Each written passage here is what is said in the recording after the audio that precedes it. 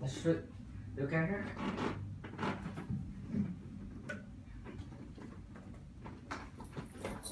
Hard.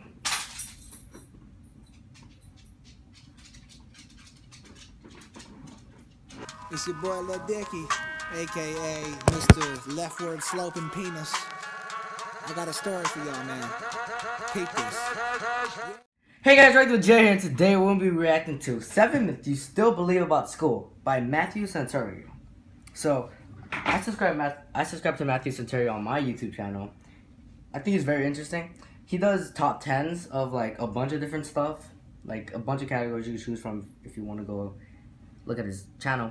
And this one is 7 myths because sometimes if he doesn't have enough information, he does like 8, 9, 7, 5. And then sometimes he does 50 like facts you don't know or something like that. But enough of me talking. Let's get right into this.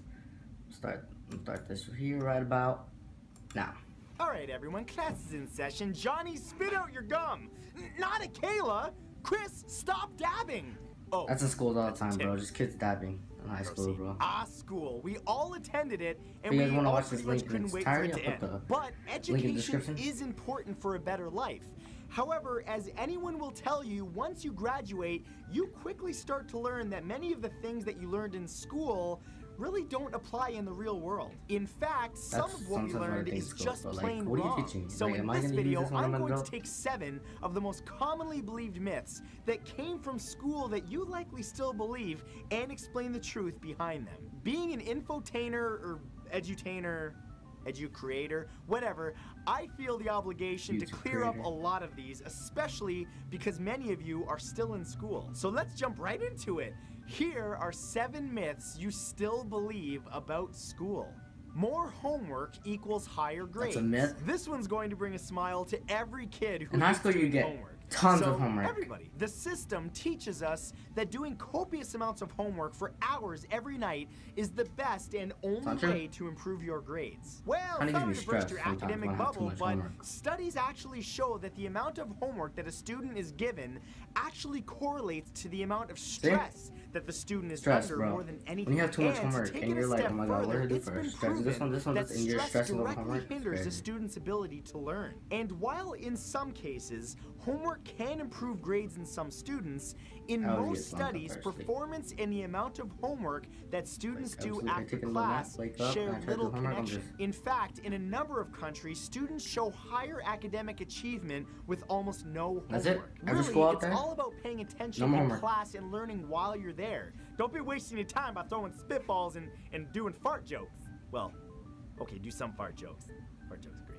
The friends you make in high school are friends for life. Think about it. Were all the friends you made in elementary school still super tight with you when you made the transformation to high school students? Well, maybe a few, but you quickly started gathering new friends, right? The truth is, growing up often means growing apart from your old friends, especially as your time becomes more and more filled and your personal goals change. Speak to any adult. Only a very lucky few still keep in close contact with their childhood friends. And the same goes for high school friends. The odd one will still be your friend through adulthood, but most of them will become acquaintances. Now, this isn't necessarily a bad thing, as you grow as a person, you attract new people who share your new vision and often are better for your life. So, for example, you want to get a PhD, but your friend Mike just wants to play Pogs. Oh.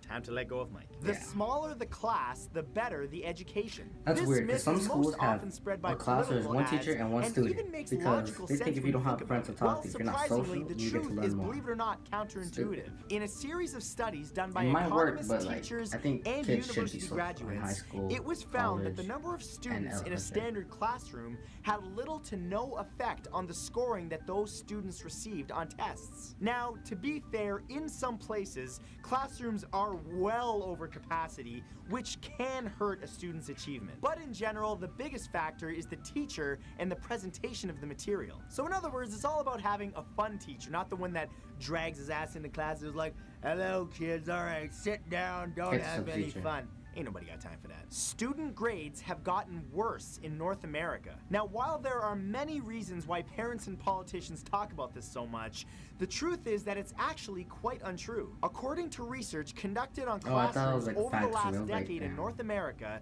we're actually seeing an increase in performance levels. In fact, Canada and America both score above the international average. Yeah, Yanks and Canucks, kicking ass. Zero-tolerance schools are safer. Your logic probably tells you that schools with more rules and harsher punishments against things like violence and dangerous behavior would decrease those things, right? Well, as it turns out, not necessarily. David C. Berliner, an educational psychologist, and Jean Glass, a senior researcher at the National Education Policy Center, looked into violence and other dangerous activities in schools. What they discovered is that schools with lots of rules and punishments may actually be doing more harm than good. There is no evidence whatsoever that such policies reduce violence on school properties. What the research has actually shown us is that educating students on social skills and crisis management has a much greater effect than simply making the consequences of rule breaking more severe.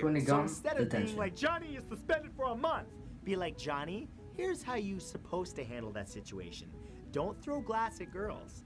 See the difference? Glass. Yes, it's nicer, isn't it? Students' education comes mostly from school. Most of us think that our teachers in school taught us the majority of what we know, but that's not actually the case at all. Research shows that less than 30% of a student's success academically is attributed to what teachers in schools teach them. It's actually external factors such as socioeconomic status, the neighborhood that the student lives in, and the quality, both physically and psychologically, of their home environment. Those are all much more impactful factors on how well a student does. That's not to put down what teachers do. I don't want a group of angry teachers rolling up on me at the next event with like rulers and chalk being like, what did you say? High school years are the best years of your life. As someone who has graduated university with a master's degree and has lived in the real world, I promise you that your high school years are not the best years of your life. Alright, well, while this might be true for a very select few of you,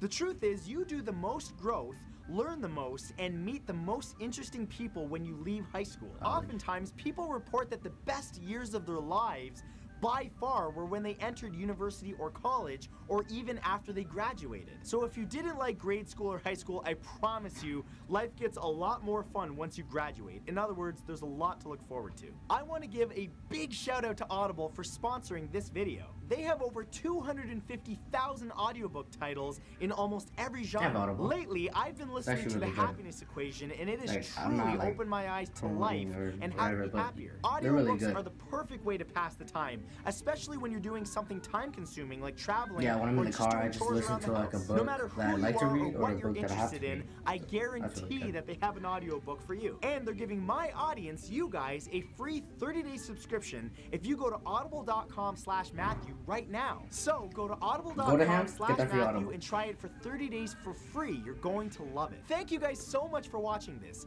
If you enjoyed it, I would very much appreciate it if you click that like button.